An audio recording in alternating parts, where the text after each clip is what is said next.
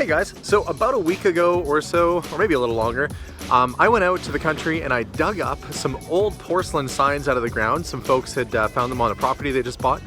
Well, I got another call today that they found some more stuff, so I'm gonna go out to the country, pick up my dad, and see what else they found. So hopefully something really cool. Hello. And we're about to hit the highway and go look at this field, this farm that's got all this cool stuff in it. So the story was they bought this property, or her son bought the property a year or two ago. The fella that lived in there passed away before, and there's lots of old abandoned buildings and stuff. So off we go, and hopefully we'll find some cool stuff.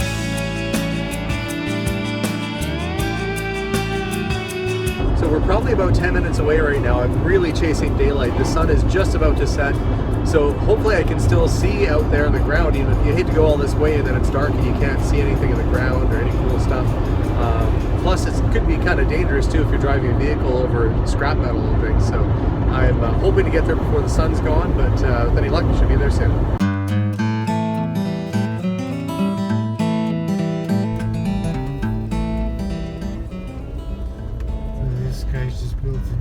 Out here?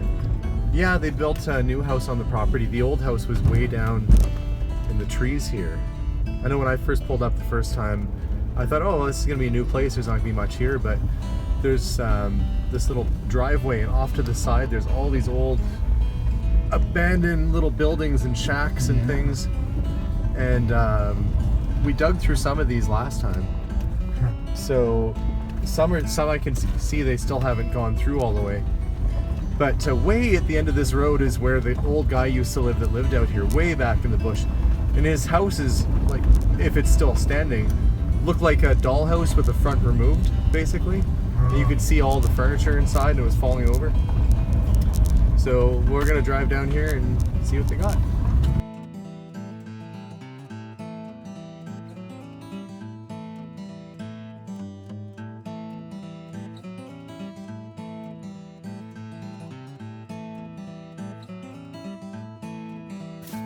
And actually, Wendy's brother saw it and said, "Oh, there's a sign there." No way. Underneath all the glass, and yeah. I bet when you guys start clearing all the trees and foliage and stuff out of here, you're gonna find all kinds of other stuff too. It is. Because this guy didn't live here for, when did he pass away? Oh, I have no idea. Yeah, there's what's left of his old house, eh? Yeah. And all his years, he planned on living a long time to burn all that firewood. My God. I don't know. So this is it, hey? Something you want, and well, it's a little smaller than I thought it was, but it's still cool. It says billiards on the front. both sides. Both sides. And I can see on top of the sign it says Devon. Devon was an oil town built up primarily for oil workers back in the 1940s here in Alberta when we first started seeing an oil boom. So dig in. That is, what is that? An old, oh, it's an International. International. Yeah. And that's your son back there in the bush crunching away? Okay. He's, yeah, that's getting too dark now. I know, you can barely see. So this was, so yeah, you're right, it's still completely full. You know, but the right oil can be worth a fair bit of money. Oh, so yeah.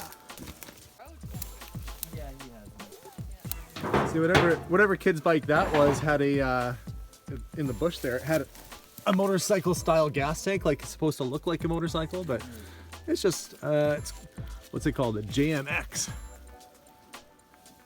That's piles of stuff.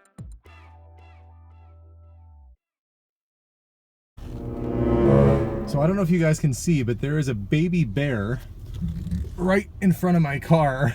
I'm not gonna get real close to that in case some other bear is around, but I'm just gonna back up a little bit and hope the mother bear isn't around.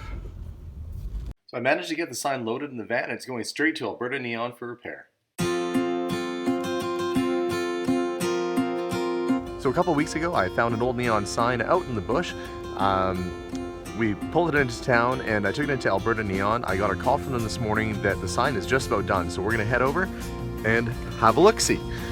So hopefully it's looking much better and we'll be able to get it to the shop soon.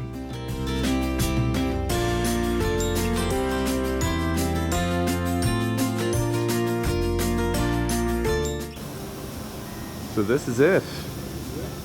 Well, that looks a heck of a lot better than it did when I brought it in. Yeah, for sure. So the paint and everything on here is still more or less original, and we decided to leave it just the way it was. Yeah. But let's plug it in and see how she looks. All right. Yeah, and this said Devon at one time, and that was never neon, so we decided not to go neon on that again. Billiards, it's debatable whether that was white or red, but I thought red was kind of nice. It's got that Island of Lost Boys kind of look going on for it. And the other side of it here, we've left just totally original and not done any neon on it at all. So the sign's looking great, guys. So this is a family-run business, is it? Absolutely. It's myself and my daughter here. We started it out in 1988. 88. Yeah. And so you still do the old style neon, but you also do other types of signs too, right? We've got, we still do the old neon, but we do all the present day technologies with LEDs and all the other stuff. So we're still keeping the fire burning, so to speak, for neon. The fire, yeah. And some of your guys, you said, have been in the business since the 1960s or so too, right? That is correct, yeah. We've got employees that started back in 1967. And so I guess having a guy that's been around since 67, they would know how to work on an old sign like this. Absolutely, yes. Okay. Well, we're looking forward to getting it up in the shop, so thanks so much for getting it up and running. It looks fantastic. Thank you very much. Yeah. Okay. So that sign is looking really good. So they're gonna actually bring it over to my shop and help put it up for me. So I gotta get my way over to the store and make room for that sign. So off we go. 2 weeks turnaround time is actually pretty quick on a neon sign like that. It is fairly big, about 8 foot by 2 foot, so it's a good size sign. And as you can see in front of me, as I'm leaving their shop, the guy in front of me is driving a Pantera, and I just had to capture an image of that because you don't see those around here that often. Bum bum bum bum bum bum. There it is. My massive giant billiard sign. It is that's a big cabinet, so that billiard sign is probably about 8 feet across. It's lighting up nice. What a cool piece. So to think this came out of a farm field, you know, buried for probably the last 40 years, and now it can live a life again. But a really cool piece for a restaurant, or if you got a man cave or a billiard hall or pool hall. What a neat item. So I'm so glad that the sign is done. I have to send a picture of it now to the people I bought it from. They said they really wanted to see it when it was done, and that's just what I'm gonna do. I had some help getting that up top there, but I'm glad that we could save it and pull it out of that field and bring it back to life. I sure hope you like these little videos. If you do, don't forget to subscribe. Hit that subscribe button. There's always lots of cool adventures coming along. Sometimes they're junkyard tours, and sometimes they're us fixing up old signs or doing all sorts of things. So thanks for tagging along on this adventure. And you can also follow us on Instagram and Facebook as well. But take care, and we'll see you guys all soon. Bye for now.